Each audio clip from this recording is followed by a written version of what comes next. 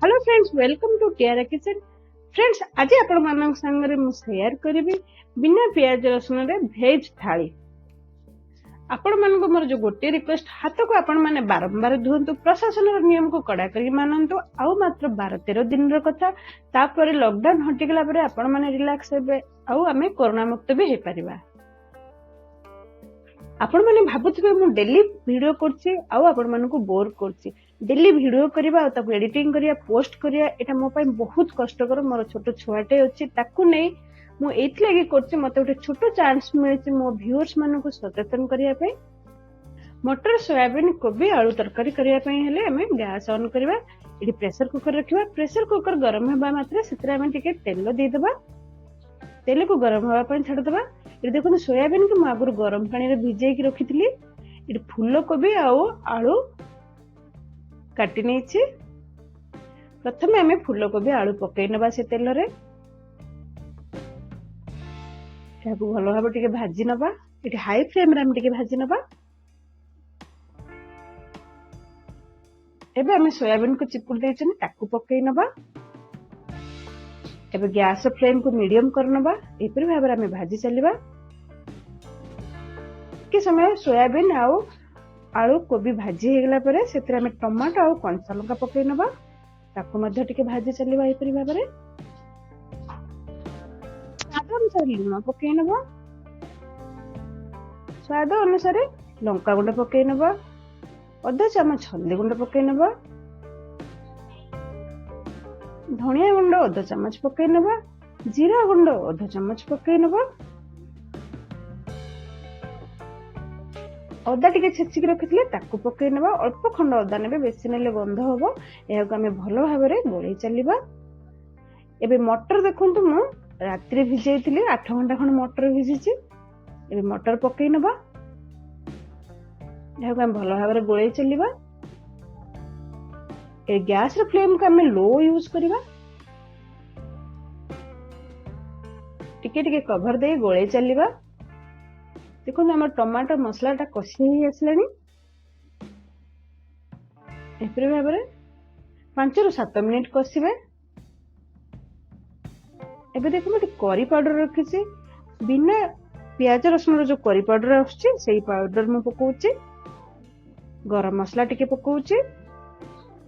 एहा को हमें गोळै नबा भलो भाव रे। गैस रे फ्लेम को लो यूज करिबा। एपरि भाव रे गोळै चलिबा। एबे सेतरे हमें पानी दे देबा। पानी हमें एटी बेसी दबानी। बेसी पानी हेले तरकारी भलो टेस्ट लागिबोनी। एबे कवर दे 2टी हुइसिल दबा। बेसी दबानी, मटर टा हमर जेहेतु अधिका समय भिजिचे, बेसी हुइसिल दबनी। 2टा हुइसिल देबा स्टार्ट हे गेलानी। एबे एहा को हमें ऑफ करी ठंडा करिया पई रखि नबा। एबे कवर काडी देखि नबा। तरकारी त हमर रेडी हे गेला। देखंतु अल्प टिके धनिया पत्र एबे एथर पकई नबा। बेसी सिझाइले कोबी गुडा अधिका सिझि जिवो। एबे चलंतु मोर गोटे इनोवेशन रेसिपी देखि नबा। टमाटो चटनी।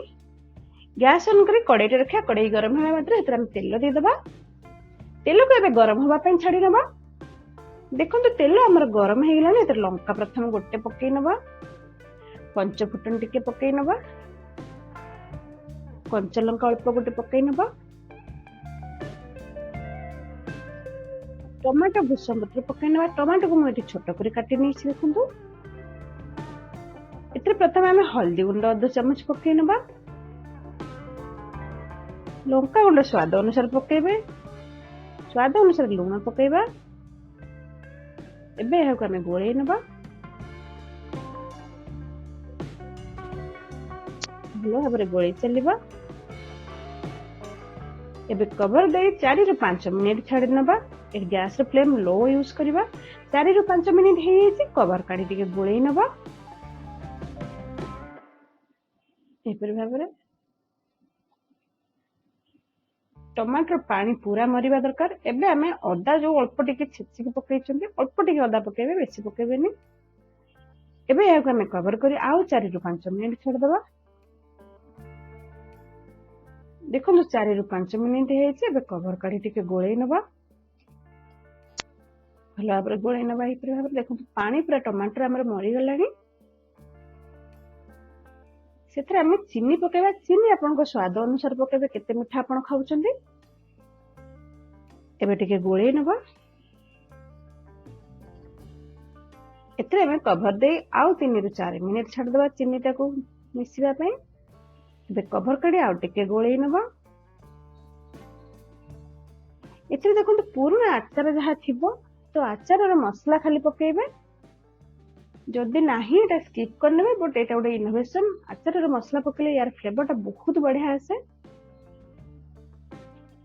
ଯେହେତୁ ଆମେ ଆଚାରୀ ମସଲା ଏଥିରେ ପକଉନାହାନ୍ତି ତ ପୁରୁଣା ଆଚାର ମସଲା ଆମେ ପକେଇ ପାରିବା। ଏବେ କଭର କରି 3 ରୁ 4 ମିନିଟ୍ ଛାଡ଼ିଦେବା ସିଝିବା ପାଇଁ। 3 ରୁ 4 ମିନିଟ୍ ହେଇଯାଇଛି ଦେଖନ୍ତୁ। ଏବେ ଗୋଳେଇ ନବା। ମସଲାଟାକୁ ଆଚାର ମସଲାଟାକୁ ଭଲ ଭାବରେ ଆମେ ମିକ୍ସ କରିନେବା। ଏଠି ଆମ୍ବ ଅଦା ରଖିଛି ପକେଇ ନେବା। ଆପଣଙ୍କ ପାଖରେ ଯଦି ଆମ୍ବ ଅଦା ନାହିଁ ଏଟା ସ୍କିପ୍ କରିପାରିବେ। ଦେଖନ୍ତୁ ଟମାଟୋ ଖଟା ତ ରେଡି ହେଇଗଲା। ଏବେ ଚାଲନ୍ତୁ ସିମ୍ପଲ ଭେଣ୍ଡି ଭଜା ଗୋଟେ ଦେଖିବା। ଗ୍ୟାସ୍ ଅନ୍ କରିବା, ପ୍ୟାନ୍ ଟେ ରଖିବା। ପ୍ୟାନ୍ ଗରମ ହେଇଗଲେ ଏଥିରେ ଆମେ ଟିକେ ତେଲ ପକେଇବା, ଅଳ୍ପ ଟିକେ ତେଲ ପକେଇବା। ତେଲ ଆମର ଗରମ ହେଇଗଲାଣି। ଏଥିରେ ଟିକେ ପଞ୍ଚ ଫୁଟଣ ପକେଇବା। ମୁଁ ଏଇଠି ପଞ୍ଚ ଫୁଟଣରେ ଜିରା ସୋରିଷ ଭାଗ ଟିକେ ଅଧିକା ନେଇଛି। କଞ୍ଚା ଲଙ୍କା କାଟି ରଖିଥିଲେ ତାକୁ ପକେଇ ନେବା। କେତେ ରାଗ ଖାଉଛନ୍ତି ସେଇ ହିସାବରେ କଞ୍ଚା ଲଙ୍କା ପକେଇବେ। ଭେଣ୍ଡି କି କାଟିକି ରଖିଛି, ଭେଣ୍ଡି ପକେଇ ନେବା। ଏପରି ଭାବରେ ଭାଜି ନେବା। ସେଥିରେ ଆମେ ଏବେ ସ୍ୱାଦ ଅନୁସାରେ ଲୁଣ, ହଳଦୀ ଗୁଣ୍ଡ ପକେଇ ନେବା। ଏହାକୁ ଆମେ ସିଝିବା ପାଇଁ ଛାଡ଼ି ନେବା। 5-7 ମିନିଟ୍ ପରେ ଦେଖନ୍ତୁ ଭେଣ୍ଡି ଭଜା ଆମର ରେଡି ହେଇଗଲା। ଉପରେ ଖାଲି ରୋଷ୍ଟେଡ ଜିରା ପାଉଡର ଟିକେ ପକେଇ ନେବା। ଭେଣ୍ଡି ଭଜା ତ ରେଡି ହେଇଗଲା। ଆଶା କରୁଛି ଆଜିର ମୋର ପିଓର ଭେଜ ଥାଳି ଆପଣମାନଙ୍କୁ ବହୁତ ଭଲ ଲାଗିଥିବ। ଆଜି ଯଦି ମୋ ଚ୍ୟାନେଲକୁ ନୂଆ କରି ଆସିଛନ୍ତି, ପ୍ରଥମେ ମୋ ଚ୍ୟାନେଲକୁ ସବସ୍କ୍ରାଇବ କରିନିଅନ୍ତୁ। ଯଦି ନୂଆ ଭିଡିଓ ଦେଖିବାକୁ ଚାହୁଁଛନ୍ତି ସବୁଦିନ, ପାଖରେ ଥିବା ଛୋଟ ବେଲ୍ ଆଇକନକୁ ପ୍ରେସ୍ କରିନିଅନ୍ତୁ। ଯେତେବେଳେ ମୁଁ କିଛି ନୂଆ ଭିଡିଓ ଅପଡେଟ୍ କରିବି ଆପଣମାନଙ୍କ ପାଖକୁ ନୋଟିଫିକେସନ ଆସିବ। ଏହି ରେସିପିର ଲିଙ୍କ ଆପଣମାନେ ବହୁତ ସେୟାର କରନ୍ତୁ, ଲାଇକ୍ ମଧ୍ୟ କରନ୍ତୁ। ଆପଣମାନେ ରେସିପିକୁ ଏନ୍ଜୟ କରନ୍ତୁ। ଆମେ ପୁଣି କଥା ହେବା next ରେସିପିରେ। Keep supporting. Thanks for watching. Happy cooking.